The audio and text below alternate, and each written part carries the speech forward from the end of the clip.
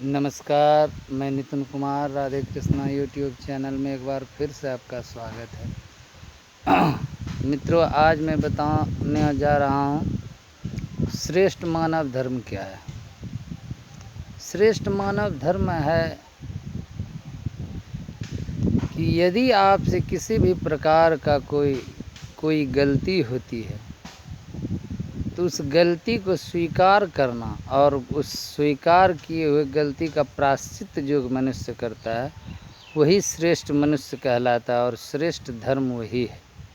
मानव धर्म में जो श्रेष्ठता है वह उसी से है कि आपने जो यदि आपसे किसी भी प्रकार की यदि कोई गलती होती है तो उस गलती को आप स्वीकार कीजिए और उस गलती की स्वीकार के पश्चात आप उसका प्रायश्चित यदि कर लेते हैं तो वो प्रायश्चित ही श्रेष्ठता के मार्ग पर आपको ले जाती है। जिस प्रकार से उदाहरण स्वरूप आपको मैं बताऊं कि महाराज दशरथ से अनजाने में एक अपराध हुआ और वह अपराध यह था कि उन्होंने बिना देखे ही हिरन समझकर शब्दवेदी बाण चलाया और जो कि श्रवण कुमार के पिता को लग गया। क्षमा चाहते हैं, श्रवण कुमार को जाकर लग गया। और जब यह बात उन्हें पता चली कि अनजाने में जो उनसे अपराध हुआ है उस अपराध का बोध जब उन्हें हुआ तो उस अपराध के लिए उन्होंने प्रायश्चित के लिए जो उनके माता पिता प्यासे थे उनके लिए जो जल ले गए तो उसके पश्चात जब उन्होंने उनके अंधे माता पिता को यह बताया कि आपका पुत्र हमारे हाथों अनजाने में मारा गया, सो मैं दशरथ हूँ, आपके लिए पानी लेकर आया हूँ। तो उस समय जो उनके माता पिता उनको श्राप देते हैं कि जिस प्रकार हम पुत्र वियोग में मर रहे हैं उसी प्रकार से आपको भी पुत्र वियोग में मरना होगा, ऐसा श्राप देते हैं। तो वह श्राप जो है ना, महाराज दशरथ उनसे स्वीकार करते हैं और उनका प्रायश्चित करने के लिए करते हैं। वो जानते थे कि यदि मैं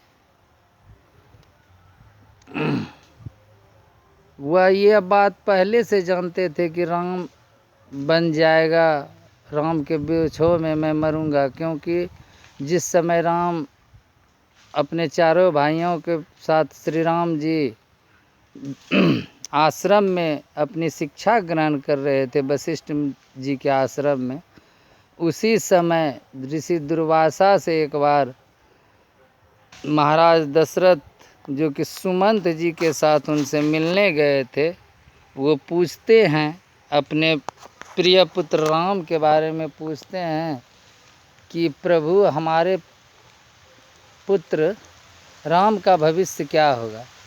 तो इस पर महाराज दशरथ को ऋषि दुर्वासा बताते हैं कि आपके पुत्र का जो ना जीवन बहुत ज़्यादा सुखद पूर्ण नहीं है। जिस प्रकार आप राजा हैं उसको राजयोग नहीं है।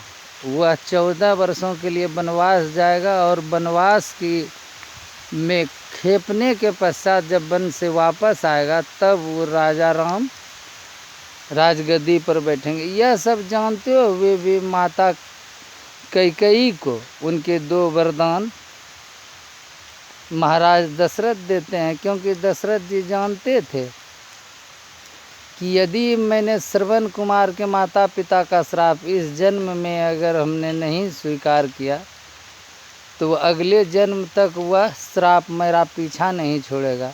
इसलिए उन्होंने उस श्राप को स्वीकार भी किया और उसका प्रायश्चित भी किया, जिसके चलते कि महाराज दशरथ श्री राम करते हुए इस संसार को त्याग गए, पुत्र वियोग में इस संसार को त्याग गए। तो मेरे कहने का आशय है कि मानव धर्म यही है। आज के लोग जो हैं, यदि वो कोई गलती भी करते हैं, यदि उनसे कोई भी ऐसा अनुचित कार्य हो जाता है, तो वो उसे स्वीकार नहीं करते, उस पर पर्दा डालने की कोशिश करते हैं, वह उस अपराध को स्वीकार नहीं करते और ना ही उसका प्रायश्चित करते हैं। तो यहीं पर वो मानव धर्म से नीचे गिर जाते हैं। श्रेष्ठ मानव धर्म यही है कि यदि आपसे अनजाने में भी किसी भी प्रकार का कोई अपराध होता है, तो उस अपराध को आप स्वीकार करें और उसका प्रायश्चित करें, क्योंकि जिस अपराध का प्रायश्चित होता है वह आपके दोषों में नहीं गिना जाता है। तो आज के लिए इतना ही। राधे राधे, जय श्री कृष्ण। आज का जो यह वीडियो मैं आपको प्रसारित कर रहा हूँ, यह हमारे आम के बगीचे में शूट किया गया है।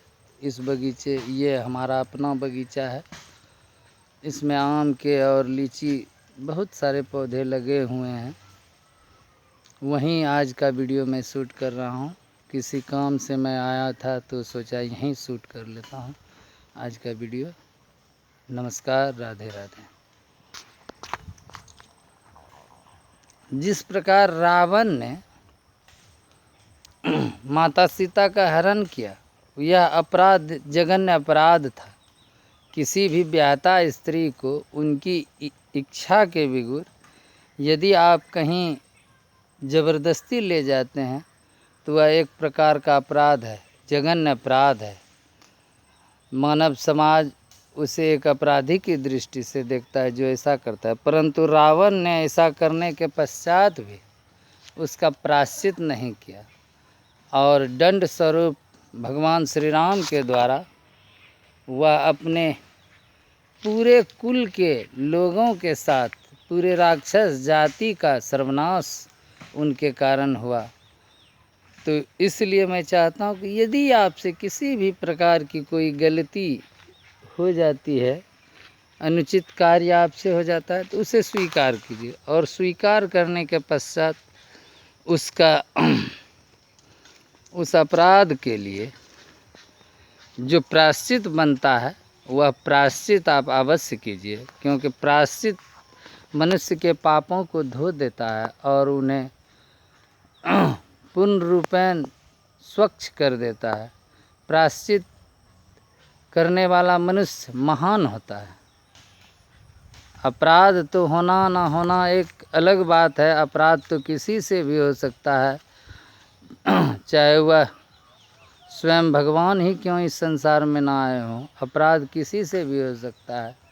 परंतु ऐसे भी कहते हैं कि मानव गलतियों का पुतला है, गलतियां हो जाती हैं, गलतियां होना बड़ी बात नहीं है, परंतु उसे स्वीकार करके जो उसका प्रायश्चित करता है वही महान होता है।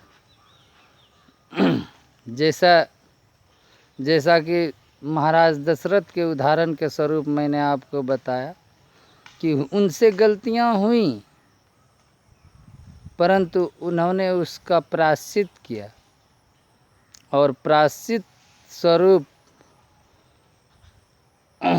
उन्होंने उनकी मृत्यु भी हुई, परंतु उन्होंने अपना प्रायश्चित किया, इसलिए आज वो महान होते हैं और मर्यादा पुरुषोत्तम श्री राम के पिता कहलाने का गौरव उन्हें प्राप्त हुआ है।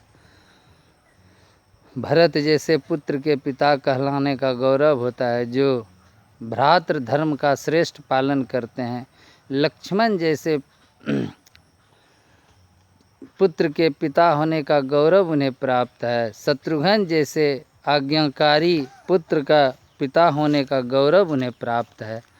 एक महान वंशज जिनके चारों पुत्र रत्न के समान हैं, जिसमें कि एक स्वयं भगवान श्री राम जो कि श्री हरि विष्णु के अवतार कहलाते हैं।